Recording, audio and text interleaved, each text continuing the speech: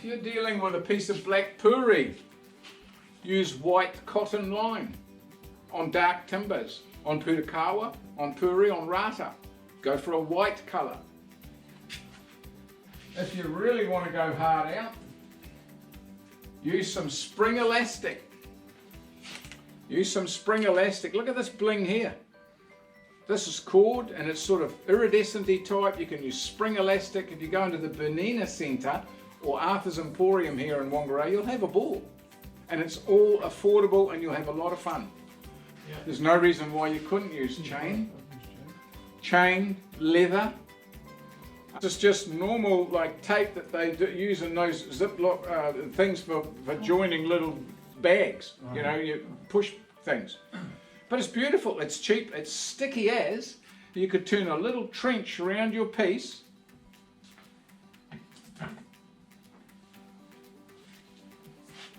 And you can get it in various different colours. It is super sticky. And you can have a lot of fun.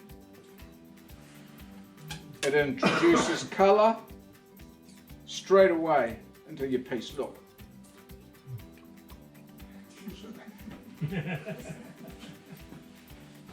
It's a question I think sometimes we worry too much.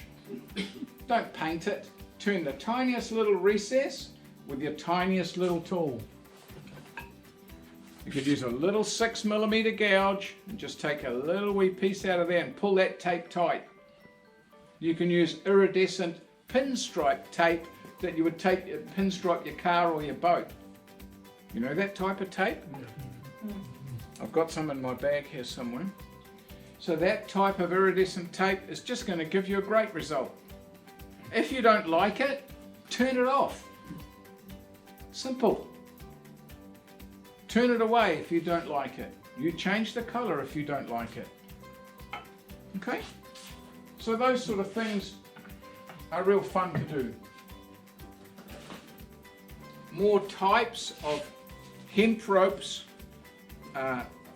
weave in all different sorts of fashions are cheap to use. They accept glue, they will sit into a trench, you'll pull them tight, you can wrap them around a form and pull them into a groove.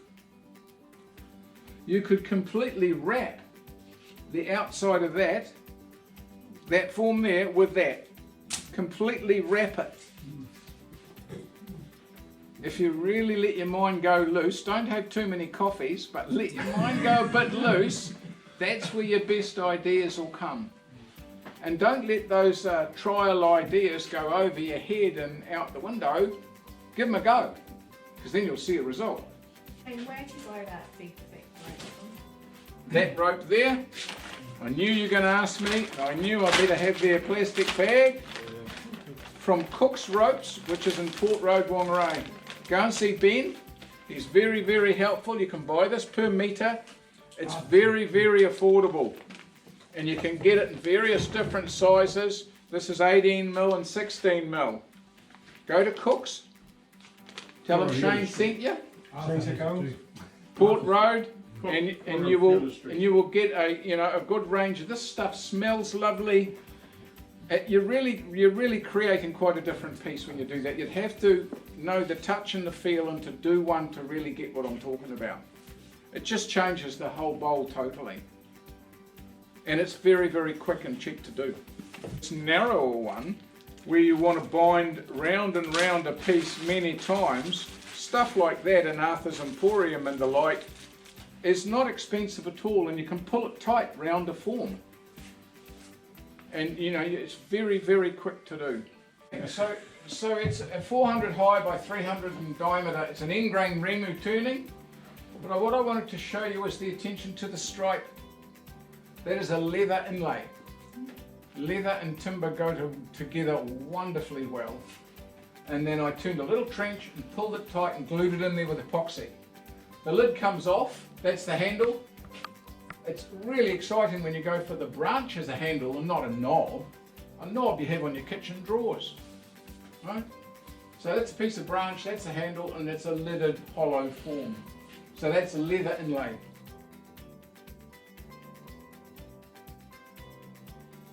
This is a lidded box. a cowrie lidded box. It is 150 high by 80 in diameter.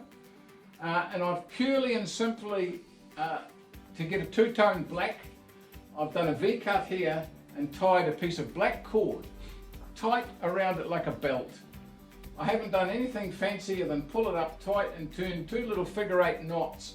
See, one is slightly longer than the other, and tied it tight like a belt. The lid, there's the join there, and it's got a 15mm suction fit. Most people, when they make lidded boxes, their suction fit is way too short and becomes a clip fit. This is a suction fit like a piston, and it's a 15mm inset, and then it's completely hollow in the lid. But note the ebony finial on the top.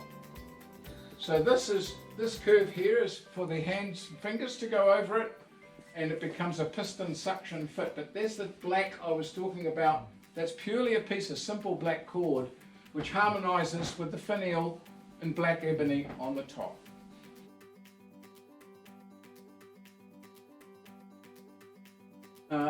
This is bling to the extreme.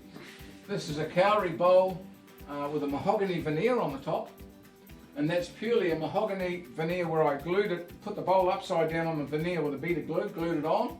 The next day it was still on the chuck, turned it off, and it had a trim around the top. I turned a V-cut line here, and this is spring elastic.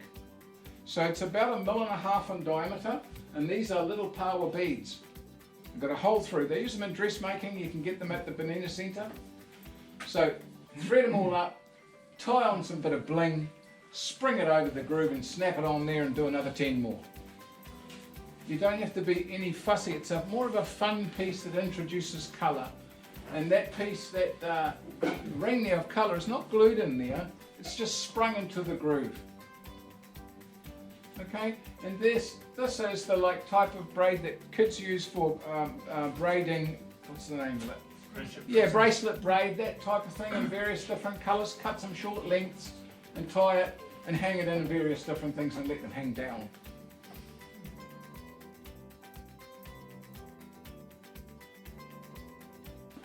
This is heart rimu. This is 450 high. This is in Dale Nish's collection in the US. So it's 400 by 300 in diameter, and it's end-grain rimu with a cowrie belt around the side. I turned a big ring and slipped it over the outside and glued it into position. And then I took that same idea again with a leather strap and clipped it into there and tied it there and glued it into position. And then I turned a Cocobolo ring on the top to get that complementary black and slipped it over the neck. It's completely hollow. That's cowrie, rimu and Cocobolo on the top, which is a US timber or a overseas timber. But it harmonises nicely with these black dark pockets in the grain.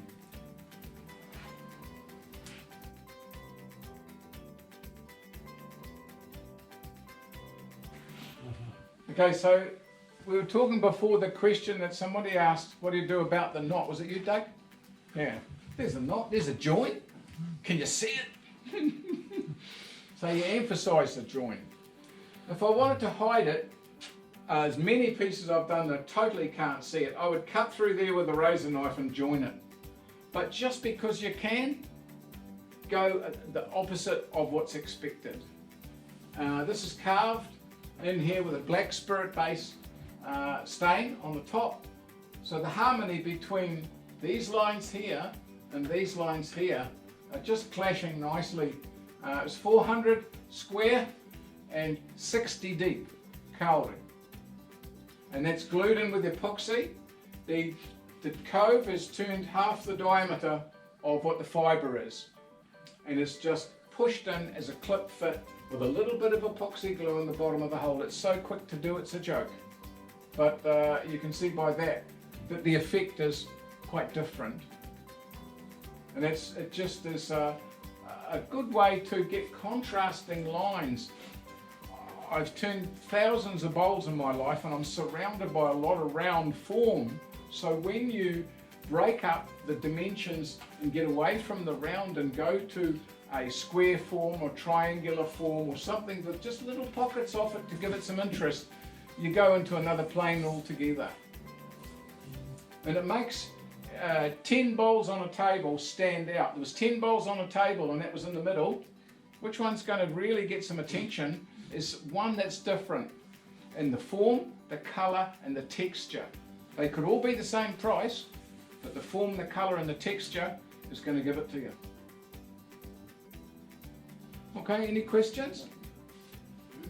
Could you use PVA glue for Yes, that? you could use the tight bond. Yeah, the tight bond glue is absolutely fine as well.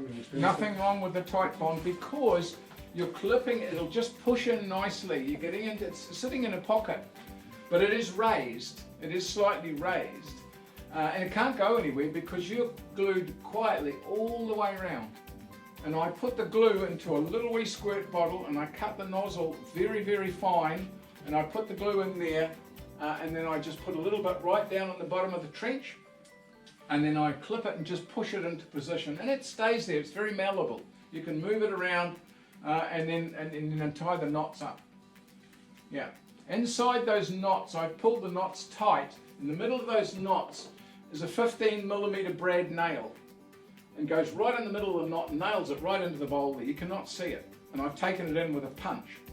So that is completely tight. There's no way anything with someone poking at it with their fingers, nothing will move. It won't fall out.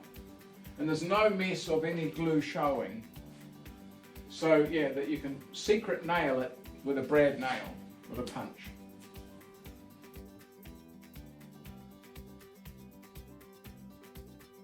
Here I've taken one of the bowls off the table, there's been roughed out, mounted it into my 50mm jaws.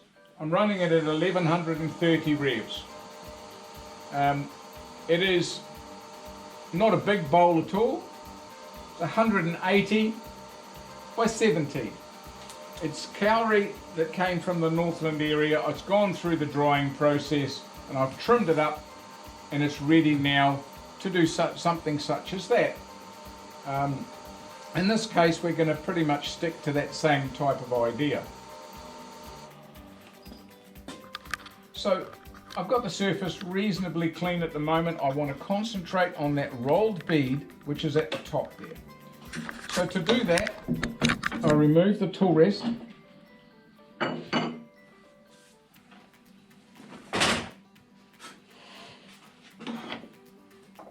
This is purely, if you have a look underneath, just a tool post with a welded plate with the brackets and angles and things that I've got and a couple of G-clamps. Drop this into here and just tighten it up temporarily at a guess.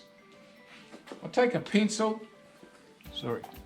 take a pencil, I'm going to come down, in this case it's about 12 mils down from the top. I'm going to create a pencil mark. Here it is, just purely a pencil mark there. I'm going to show you how to use the 24 spacing index for getting these divisions equal and quick. So that's 24 lockdowns, 24 holes that will lock down into there to give you that 24 spacing. So it's far more usable than just a shaft lock. Okay? So this is one of the main reasons why I want to show you this project in the first place. This is my Dremel 4000. It's just a standard Dremel 4000, but note that I've hung it from a rope.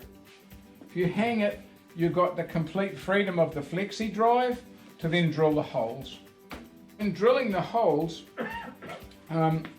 we really want to make sure that your drill bit is a brand new one, and I can't emphasize that enough. A brand new drill bit straight out of the packet is going to cut like nothing else, because that hole needs to be really clean. Because you're pulling fabric or fibre through the hole, you might get the end of the fabric through or the fibre through, you get the end through, but as you pull it through it's going to fray all the rest of it, right? The hole itself has to be very, very clean. So I can't emphasize that enough. You have that very clean and then you can pull the fabric through, fold the fabric through, and I'm going to use this. I think we will use probably the Nautilus braid, so I'll come up in size a bit to this one here. So I'm using a 3 mil. You can change your little collets on here to suit the size. Put the lock in and your brand new drill bit in there and lock it up. So this is just a small drill bit, but as I say, it's a brand new one. I've got a little wee packer there taped on to this barrel handle, and I've got a fence mounted on here which purely allows me to just run forwards and backwards like a drawer. So I'm going to move that. Can you all see that on screen? Or yeah. So I'm going to move that right there, right on the pencil mark. Okay. The second thing I do is have a look, and you could see for me, Raja, better than I can at the moment. Is that about on centre, top of the ruler, roughly? Okay. So then you've got a situation for repeat action here. This will slide, look at that. You cannot slide that if you're holding the whole thing because it wants to pull. So you can see that just sliding backwards and forwards, and you just keep that little pad of that on the bottom there, and then you just pull it backwards and forwards. I just got to move that a fraction there it is, and I'm just going to pull that backwards and forwards. Now a really good trick that I advise you to do is turn your lathe off, because if you don't you're going to hit the switch and it's bye drill bit. Okay, so we're operating here for drilling, not for turning. It's easy to say, oh, I don't do the next bit now and hit the lathe button. And so what I strongly advise you to do is to turn the lathe off. So I'm debooting the lathe now and turned it off. So the numbers will go. That means I can't press the numbers by mistake. And it's easy to do, I assure you. I've done it myself. So that means the lathe won't function. It's debooting now. So now we go to any lock position you like, any one, just it'll slot down in there. And then I can now slide this. The second important thing, apart from the drill bit size and the new drill bit, would be the speed. This is a Dremel 4000 and has a top speed, I believe it's about 32,000. Yeah, 33,000, okay? 33,000 revs per minute.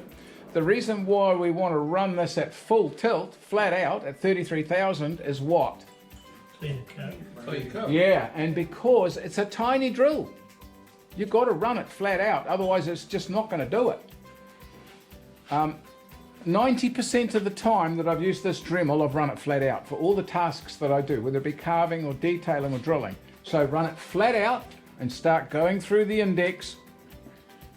And so it's now going 32,000. The lathe, I can't hit the switch, but I can drill that hole.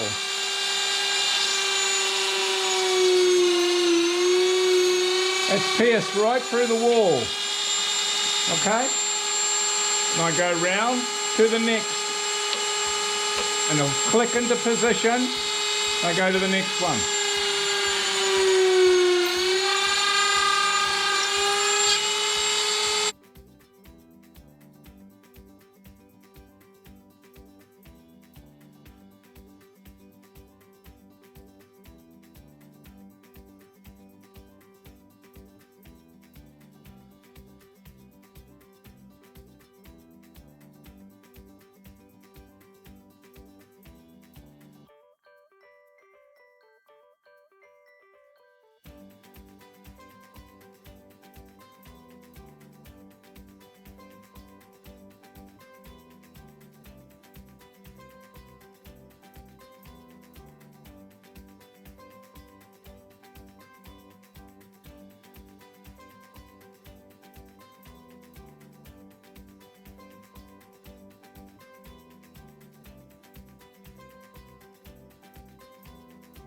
Okay. So that's a Dremel 4000 and going at 33,000 revs per minute. It's all drilled. Stress-free and accurate. And that's how I drilled that piece there. And after we've had a cup of tea, I'm going to turn the bead, the rolled bead on the top edge, and then show you how to stitch it. Choose your drill bit sizes to suit the diameter of your threading. Shane, Yeah. for people that don't have that type of lathe, you want to go into a bit more detail. Go and buy one. So what you can actually do to other Yes, lathes is quite- you could make an index with a piece of custom board on the end of your headstock with a little locking pin, but you just have to go to your drill press and mark it all out accurately first and make yourself an index disc with a series of holes. Or bring a disc in here and it's lathe. Yeah, but you can there's plenty of information on YouTube and on the computer on how to just make a very, very simple one for doing that sort of a thing. But if you've got lathes like we have in the club here, or generally any Technitool lathe in many, many years will have an index, and a lot of other lathes do. But you can make one if you don't have one. But as you can see, that just takes the hard work out of it, doesn't it? It didn't take long to drill that. Yeah. Now what I'm going to do now is I'm going to roll a bead into that groove of the hole. So I'm taking the tool rest out, this one here that I devised to get into there, and put the standard tool rest in. And then I can get in close to where I want to be. So I can turn a rolled bead and down into that groove where the stitching is going to loop.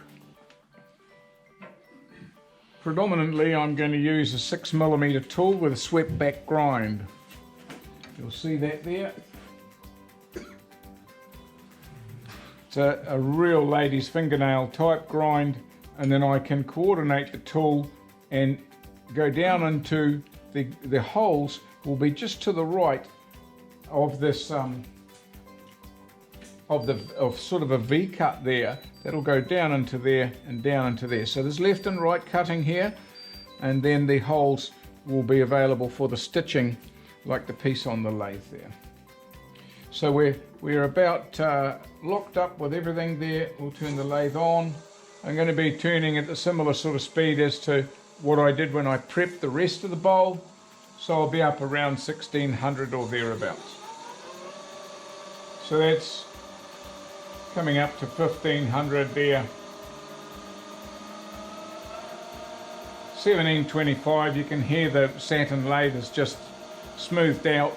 Now I know by looking at that pencil line that's where my holes are. So I put my left finger there behind the tool rest and hook in underneath and use these rolling cuts here with a 6mm gouge. Some on the right, some on the left. Can you see that on the wall behind me? You can hear it going over the holes, and the holes are just to the right of the bottom of the groove. So we keep going deeper, and then the stitching will just be to the right. I've got that gouge right over on its side there, rolling down there, rolling up, and tucking it in there. And you have a 6mm tool fresh off the grinder, and we're getting it pretty clean. Then on the other part of the circle, this part here is going to come round and roll it in. A real slicing cut here. And we want a bead looking shape, a softer curve for the top of the weave to wrap around just like the one on the table. Okay, then I'm now going to move around this side and rotate around to there. Okay, I'm now going to change tool rests so I can get better access into there. I'm going to use a 100mm long tool rest. I'm going to crank it round, tuck it there so I can get full access into there. Before I do that, I'm just going to roll the side of that circle off with that 6mm tool. My fingers are just guiding the tool there, and I'm rolling my right wrist. I want it looking like a ring on top of the bowl.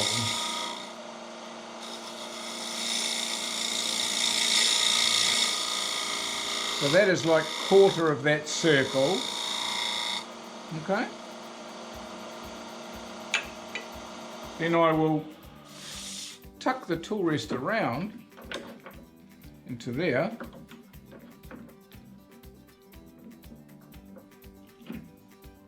Then I can get much better access to the little step which is created here on the inside, and the holes are just above it.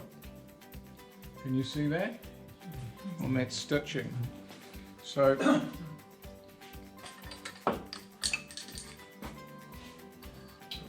yeah, there we go. Thank you, Roger. Yeah. So the little holes are just above this step. So to be clear on that, I'll take my pencil. Oh, I've got plenty. Yeah, always losing my pencil. So then I'm going to put a line. You can hear it on the holes there. Just with the pencil, it is fractionally below the holes. And then I'm going to start coming in with that 6mm gouge, just so I can then locate that like the sample one that we just showed you, making sure that everything is locked up there. And with that same technique, 6mm gouge on its side, and then I'm coming around that part of the circle there and moving the handle around and locating into that little fillet step. I'll give you a little look at that. And that there is where the holes are just this side of that step. I'll continue that and tuck that in a bit more.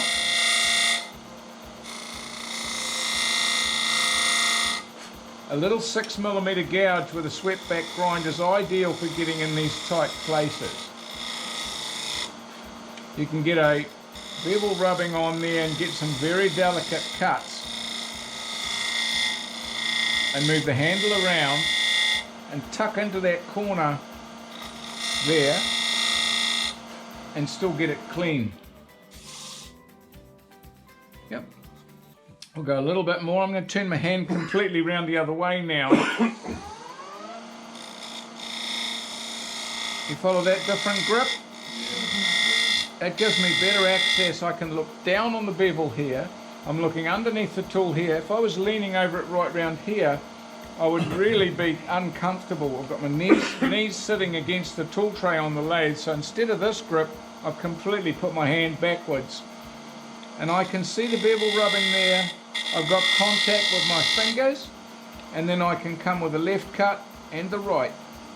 So I'm particularly important here now with a good close-up shot of that 6mm, because everyone wants to see what the tool is doing at this point. There it is there. I want that acute line there, and with my hand in the inverted position, I can actually rub the bevel and I come around that corner and tip that tool over into that corner. So you really want crisp lines with any of this that you do. I want the bowl to look like it has a rolled bead on the top with very, very delicate cutting. With a lot of these little wee cuts, when you're doing these finer details, even though I'm talking at the moment, it's quite a good idea to lock your breathing, because then your hands are just going to be much more steady.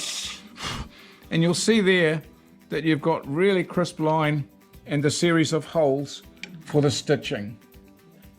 Way to go, Roger.